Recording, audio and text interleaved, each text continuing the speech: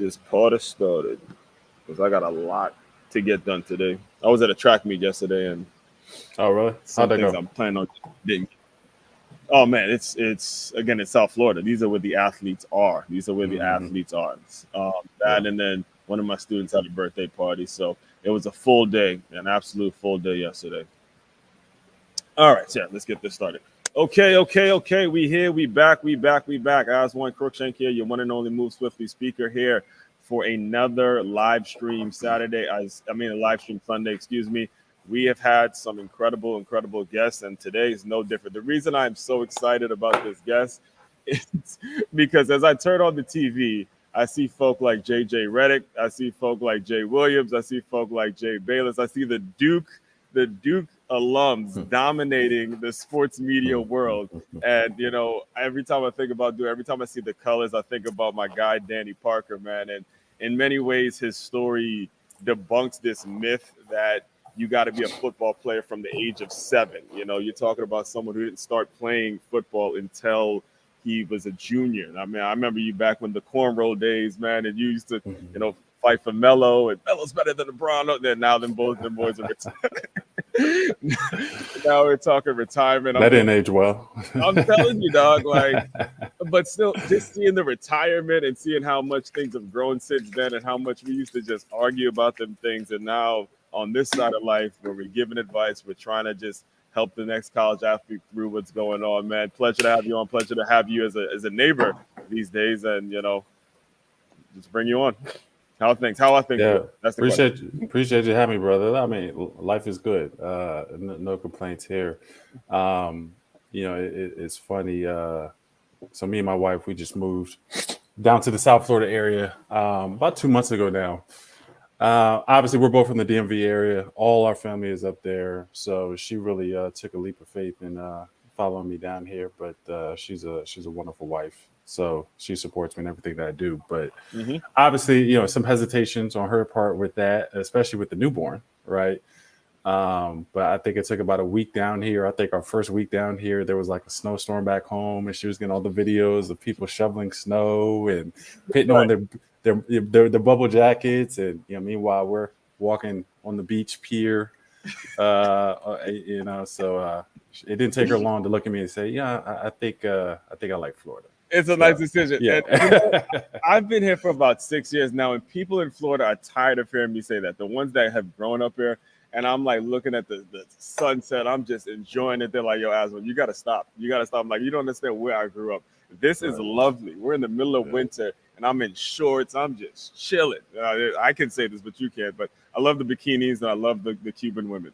All right. the So, quality of life huh? the The quality of quality life of is life, night yes. and day. Oh, I mean, it's just on so many levels. It's just we're still young. I just turned 35, so we still got plenty of life to live. But sometimes I just ask myself, well, why didn't I do this 10 years ago? 10 years ago, yeah. But better late than never, I guess. You So probably wouldn't have appreciated it. And Palm Beach specifically, what I'm learning is a lot of it's a retirement like city. There's a lot of revenue out here. A lot of people that are philanthropists in their own right. A lot of the people that we by the way, if you don't know, we both went to a school named Good Counsel High School, where it's a lot of donors, a lot of big sports fans. So this is like Good Counsel times 10, times 20. Actually, mhm.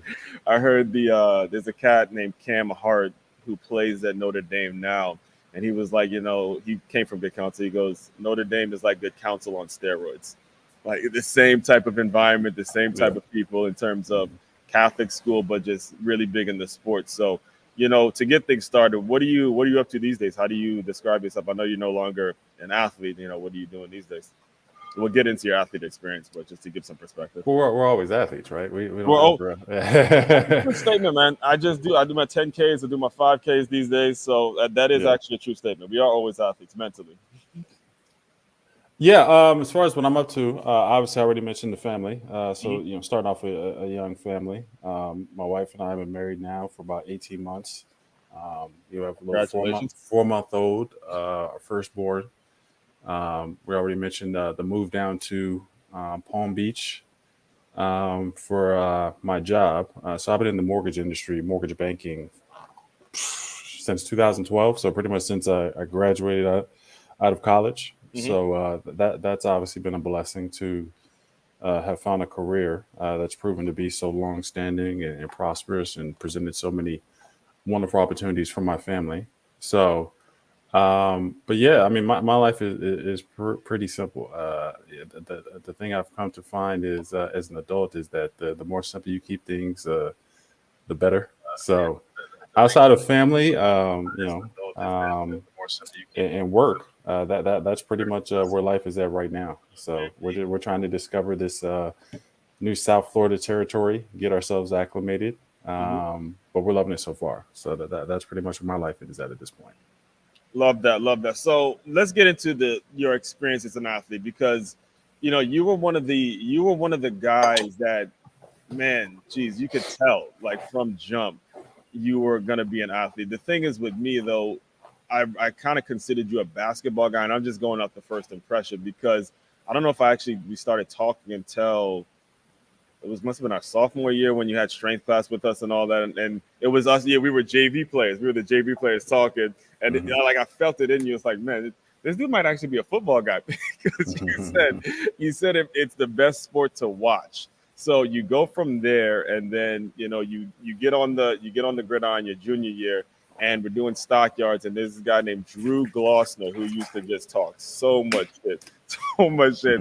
And we go stockyards, and it's you and Drew, bang. And then from that point, I believe it was Coach McFadden said, okay, this is going to be one of the guys that gets to college. So, from that point, from the the point of you kind of identifying yourself as a football guy, how did things happen from that point to when you finally gave up the cleats and finally hung them up? Because I know that was kind of a gap in terms of when we kind of lost contact. Yeah. So as you mentioned, the football thing happened for me so fast. I mean, you said you identified me as a basketball player. I always view myself as a basketball player. So I was obsessed with basketball. Yeah. Um, So it didn't, throw in the fact that my parents wouldn't allow me to play football as a kid because they were afraid of the injuries and the head injuries and things along those lines. Hmm. Basketball just kind of became my thing. Right. Yeah, I was a huge Kobe Bryant fan. As I'm Oh sure man, you probably God remember. Almighty. That You talked about me arguing for Carmelo. I used to have countless arguments about Kobe being Bryant. That was my guy. That was my guy. So yeah, I always viewed myself as a basketball player, but as is the case with most kids who are 6'1" by the time they're in eighth grade, these coaches, they're always throwing you in the post, right? hmm So that was kind of before the era. From what I hear, I'm not too plugged into the basketball scene these days. From what I hear, there's a lot more sophistication when it comes to bringing these kids up in the basketball world these days. So it's pretty much, positionless now. Like it's yeah, actually yeah. There is positionless. no No position. more throwing people. Yeah, everyone's it's kind of the European model, I guess, where Hmm. everyone is dribbling and shooting. So it's a little bit different now. But as you remember back in our day, it was, hey, you're the biggest guy on the court. Get down in the post. Get down the post, right? You work on your post game. So Hmm. by the time I got to high school, obviously, and it was clear that 6'4" was going to be my cap as far as my height, and I hadn't really developed guard skills. Yeah, I remember Coach McFadden approached me at the end of sophomore year. It's like, hey, it's not too many 6'4" small forwards running around the ACC. Is So that what he said? yeah, No, yeah, I'll see, I never didn't even forget. know that. Yeah, I'll never forget him telling me that. He said, yeah, it's not too many 6'4" small forwards in the ACC, buddy. So, Huh. um, yeah, that was kind of my first experience with, um, forcing a decision or having to make a decision as a man that can really, it was fork in the road moments as a man that you come into life that can really dictate how things go. I mean, Right. I can't tell you how many times I look back at, how great my life is now and Hmm. think back, man, as a 16-year-old, if I hadn't made the choice to play football, Lord knows where I would be now. Hmm. But yeah, just getting back to my point where things just happen so fast. Because I decided to play, and then I played that junior season, and then I get the first scholarship offer after the season, and then the second one comes, and the third, and then they start piling up on top of each other. Next thing I know, I'm committing to Duke before our senior season, and Hmm. then the rest is history as far as actually going off to college, graduating, etc. So things happen so fast. One thing I tell people, um, the only regret that I have about not getting started with football earlier, I can't really say I regret Right, my career because I mean, hey, it worked out, right? It right. worked out really well. But I will say it wasn't really until my probably junior year of high school where I truly it truly came to the switch clicked as far as the mentality of a football player. Like I was just an athlete, right? Kind Hmm. of to your point. I just went out there. I was an athlete. That was tough, right? I wasn't soft by any means, but there's still a different mentality that comes with being a football player. That for me, it took a little while to switch over from basketball and take that final mental hurdle um, Hmm. into that realm. So, but again, better late than never. So I really feel like by my junior year of college, everything really came together as far as from a physical standpoint and a mental standpoint, emotional standpoint, spiritual standpoint. I really feel like that's when I truly became like the complete football version of myself. You're talking about your junior year in college, so you Yeah, had yeah, already gone through the two a days and how yeah, like all that. Wow, yeah.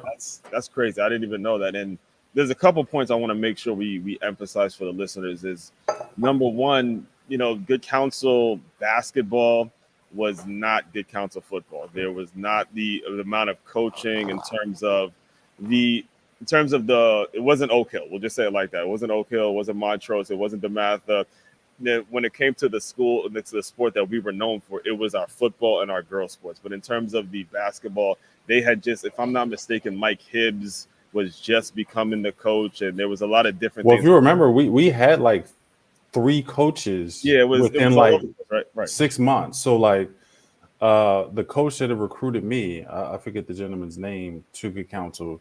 I think he got fired after our freshman year, I believe. hmm Then they had the JV coach was then promoted to interim coach for sophomore year. wasn't, but he was like the science teacher or He something. I was to can't see, remember yeah, that. he was, and he also coached like girls Right. across, I believe. So he was the interim coach in our sophomore year. hmm Then we hired the Magruder coach. Remember that he committed to come, and then he changed his mind because That I didn't know. he didn't want to leave his family or his kids because his kids were at Magruder. Oh, I didn't even know that. I believe it was Magruder. It was one of those Moco public schools. And then then they brought in Hibbs junior Hmm. year. So we had like three coaches within Right. like between the end of my freshman year and beginning of my junior year. So just yeah, to your point, just the structure of the basketball program was just in chaos. Yes. And there was no chance for someone like myself, who was, kind of a fringe, prospect. hmm There was no chance that I was going to get a fair chance at being able to make it to the next level. Here I am as a kid, and my parents had told me going into high school, yeah, the school gave us some help with the tuition, but they hmm told me straight up, say, we're paying for you to go to high school, but we can't afford college. So Wow. Yeah. you gotta figure it out. So here I am at the end of sophomore year, and we all know from like a recruiting standpoint, end of sophomore to end Yeah. of junior year, that's the make or break time. Exactly. Last thing you want is going into your senior season with trying to get a scholarship. So With nothing. I Right.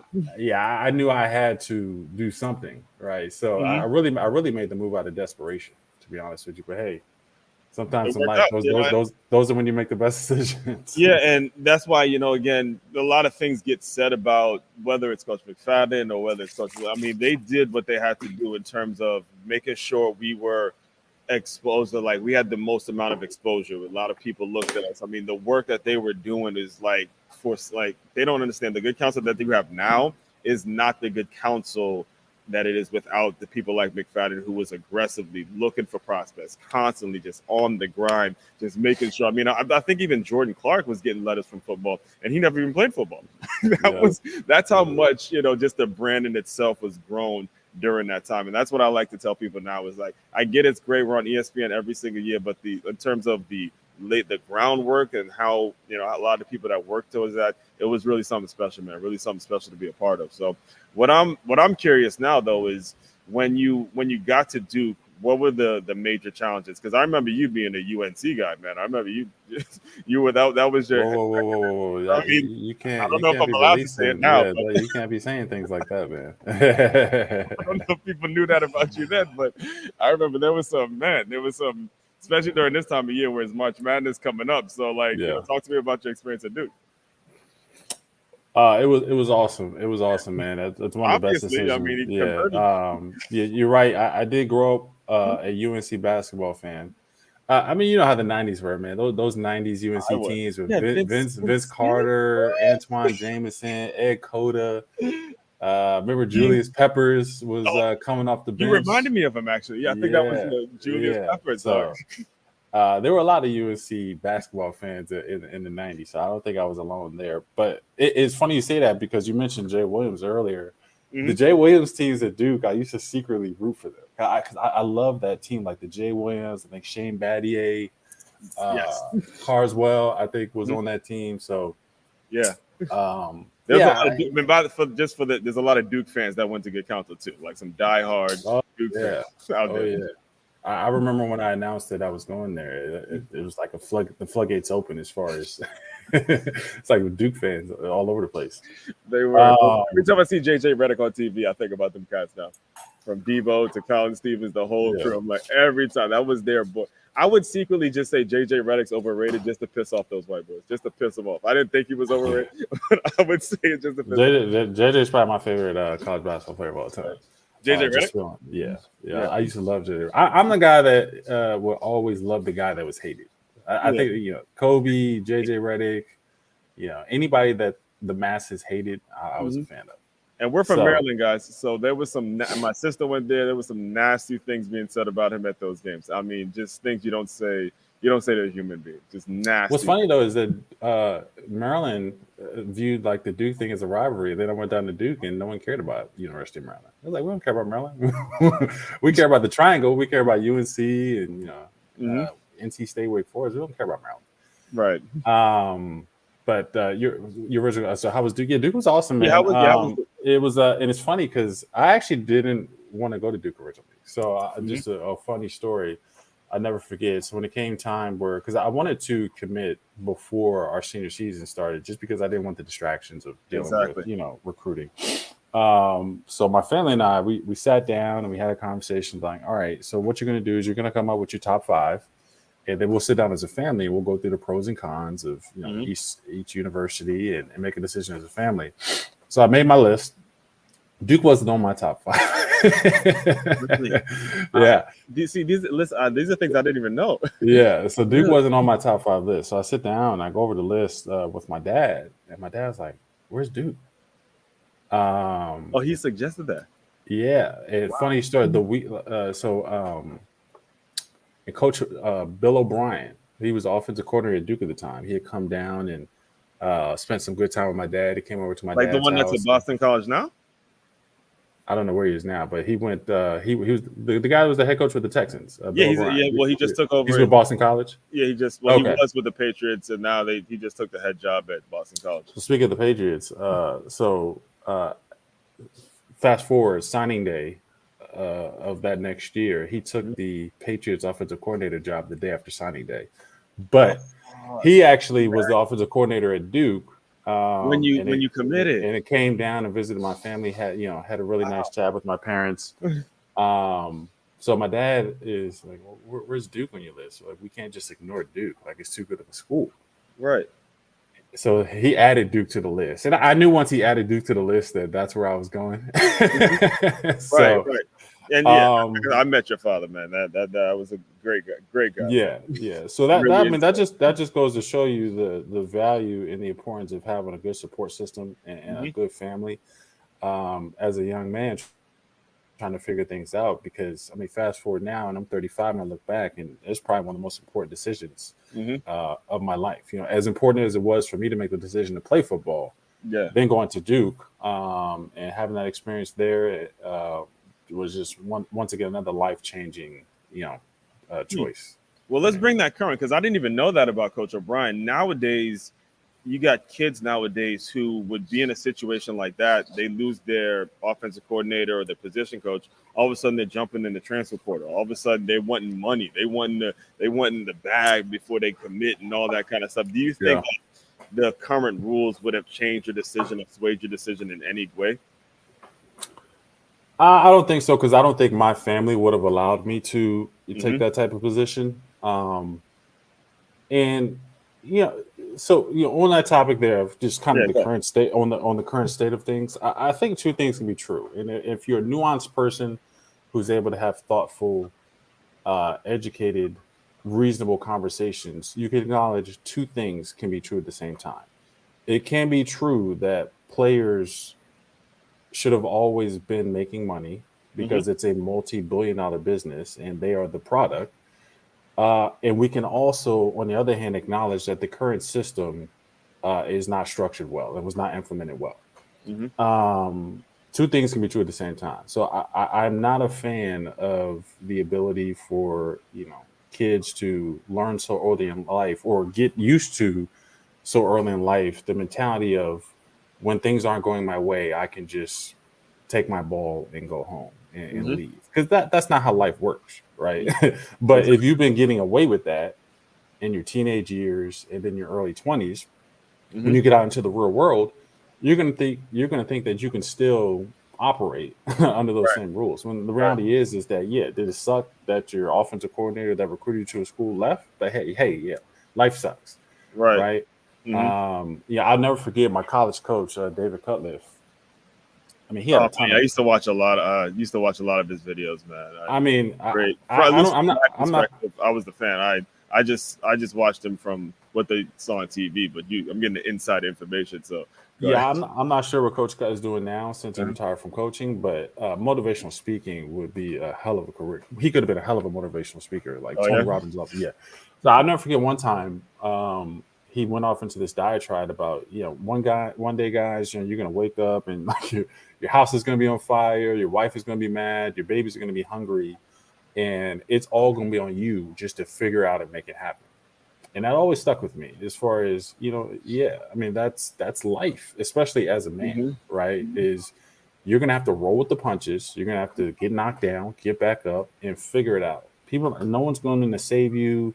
No one's here to make things easier for you. You just got to figure it out, man. So and I don't think the current system, I do think the old system was a bit extreme, maybe as far as, obviously players not getting paid, and well, players were getting paid. Like, we can't act like that wasn't Yeah, happening. what's Players happening? have always been getting paid, but players having open access to getting Mm-hmm. paid and making money, um, and then the transfer portal probably used to be too strict, right? Well, I guess it wasn't a portal, but there's transfer rules. I'll say used to probably were too strict previously.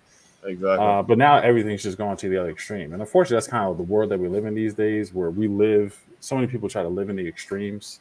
Mm-hmm. And then it's just like a small group of us in the middle trying to Exactly. practice common sense. Right. So, nah, yeah, I'm not sure exactly where I was going with this, but that's just kind of my viewpoints on the current system. Yeah, I mean, I right after college, I was a scout. I was a college scout, and one of the kids that I recruited, he transferred schools like 3 different times. Like I told him, look, Yeah. Division 1 isn't going to be you. Okay, and I'm like, I know what I'm talking about. Okay, I'm pretty sure I know what I'm talking about. But Right. he was too stubborn, and he goes and commits to Maine when he could have went to a D3 program that actually loved him. So he goes to Maine, doesn't work out there, he transfers somewhere else, then he goes, doesn't work out, then tries to transfer. He's been to 3 different schools, and I'm not even sure if he even got his degree. But What these was the young man's family situation, if you don't the mind? great family situation. The Really? problem was they weren't didn't know much about football. But he was very raised in a very structured environment. This is the thing. Now, when he got this Division 1 offer from the University of Maine, I was telling him it means nothing. He played for what was that school? Annapolis Area Christian, another Mm, Catholic school hmm. that wanted his friends. It was almost like when we had Nick and they brought us out to UVA. They just Hmm. wanted it too. I'm like, I'm sitting there telling you, I know what's happening. Okay, Right. they want your teeth. He had a great running back. I forgot the name of the running back, but these college coaches will do that. They will offer you some BS scholarship because they want your teammate that bad. The package deal. Yeah, the package deal. Yeah. They'll double Yeah. package deal. So they took that, and because sometimes they're so hung up on being at the Division 1 level, they forget about just finding the right fit.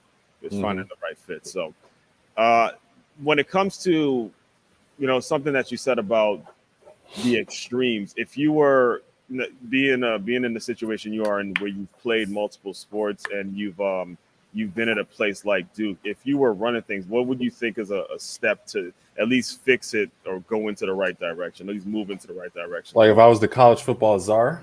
Yeah, if you were someone running it. um yeah, so I think it should operate I mean, just off a whim. I haven't really Hmm. put in any thought into this. I would say probably some sort of revenue sharing deal would make sense. Hmm. That's what the pro sports leagues do. Right. And we can't act like college football at least is a I'm just focused on football. I know that it kind of goes across all the sports. Hmm. I don't have the answers for the other sports programs that we all know are operating at a loss on a yearly basis, but Right. I know at least from the football standpoint, most programs are operating at a profit. So Hmm. I think probably some sort of revenue share where, hey, if I go to a school and they're disclosing how much revenue they're making per year, then I think it'd be fair for the roster, the football players, to be allotted a negotiated portion Hmm. of that revenue. And that way, I already know when I go to pick a school, hey, Alabama makes X amount of revenue per year. They're allotting X percentage to the Yeah. football team that's I got you. distributed evenly amongst the uh, how many scholarship players is it? 80, 85, something Oh, like that. scholarship players, it's like Yeah. 80 or something like that. They can Yeah. only So bring in 20 or something like that, though. 25. right. So whatever the numbers are is like, so X percentage of Alabama's revenue is allotted evenly amongst the 80 scholarship players, and that way I know I can project how much I'm going to make as a player Hmm. when it comes to choosing a school, and but that would be my first thought process. I'm sure there's a lot of holes that I've never even heard never that. did That to be makes sense. figured out. And like I said, you'd have to figure out the other sports because pretty much all the other sports operate at a loss. So I don't have the answer for those sports, but Right. just focusing on football, which Hmm. we know is the big revenue generator, I think that would be a start. I think that would be a start, and it would certainly be more organized. I would imagine than it is right now. And then you give one kid, each kid a one, I guess, one transfer, one free transfer. They don't have to sit out. They can Right. leave whenever. Say, hey, you get one mulligan in your career. Um, I think those would be two places that you could start. But again, I haven't put too much thought process into it. That's about as sophisticated as I can get. That actually it makes a lot of sense actually, because I never even thought of the revenue share. My whole thing was to I want the players to be compensated, but I still feel like they have to earn it.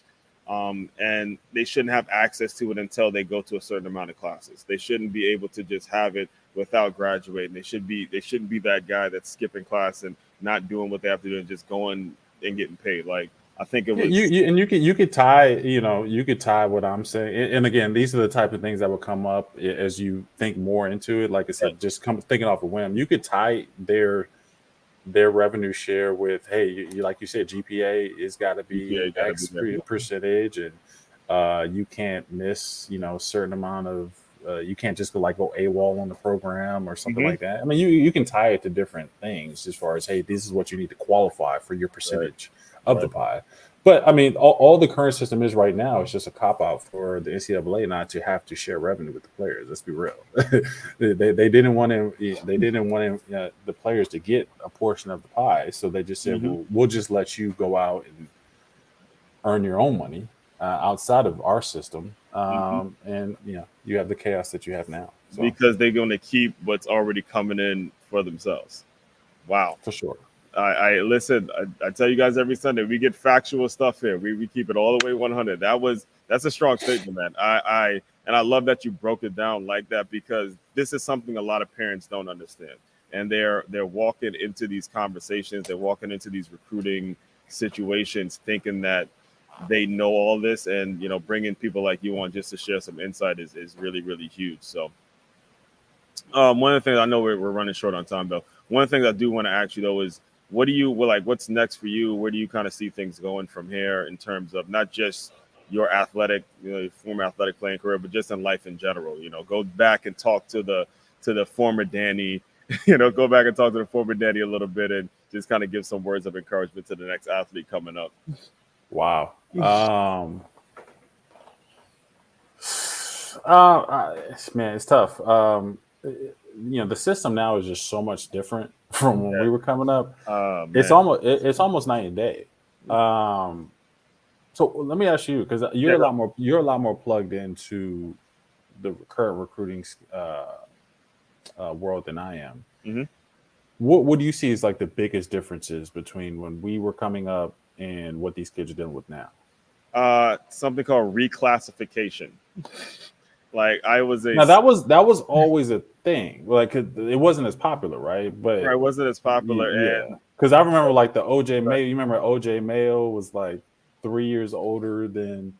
It was really popular in basketball. It was a basketball thing. I don't think it was big in football, but we grew up in an area where basketball ruled things, and football was not as big as basketball where we grew up. And so for me as a scout with FBU, I would go and I would talk to these parents that are making the decision from 8th grade to 9th grade. And when they would say they're reclassing them and they're holding their education, they're paying so much money for camps, they're doing so much before they even get to high school. That's been the biggest difference. Like for me, it was either going to be Good Counsel, Georgetown Prep, or Bullis. That was it. And it was only because of the football program I played for. I just happened to be playing for a youth program that was very widely known. And Good Counsel because of Reggie and Jerron, he went there. Bullis because of Coach Vassos, and Georgetown Prep because they played Good Counsel. That was it. But I'm not even thinking about going to Baltimore or driving out to IMG or doing like anything crazy before I get to high school. I'm like thinking about my high school experience. So the biggest difference is how much they hook these kids in before you get to high school, and they think that they just have to play that one sport, and that ruins the kid. You know what I'm hearing? And all of these things that we're discussing and describing as far as the current state of things there, I'm hearing a theory of parenthood.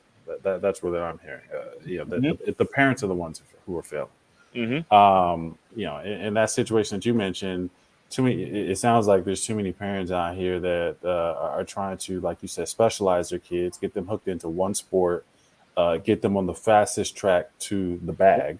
Because unfortunately, we're just a hyper materialistic society that's just caught up with getting the bag. Right. So you got too many parents who are trying to live through their kids and make money through their kids, and they're making unsound, uneducated, not well thought out decisions that are not in the best interest of the kids. They're in their own best interest. So really what I'm hearing is a failure of parenthood.